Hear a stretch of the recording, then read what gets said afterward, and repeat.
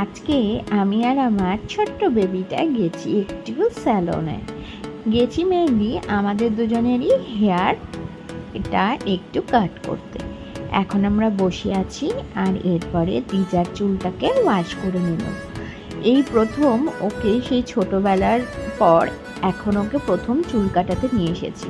এতদিন আমি কেটে দিতাম, তার কারণ হচ্ছে ওকে যেবার প্রথম চুল কাটাতে নিয়ে যাই ও ভীষণ কান্না করেছিল। তারপর থেকে আমারও একটা ভীষণ ভয় গেছিল, যার জন্য ওকে আর আমি পার্লারে নিয়ে যাইনি। এখন তো একটু বড় হয়েছে, তাই নিজে একটু বোঝে, তাই ওকে বাড়ি থেকে অনেকবার বুঝিয়ে নিয়ে গেছি। আর ও এখন বলে দিচ্ছে কীভাবে ওর চুলটা কাটবে। তা খুব যত্ন করে খুব সুন্দর করে ওর চুলটা কিন্তু কেটে দিয়েছিল।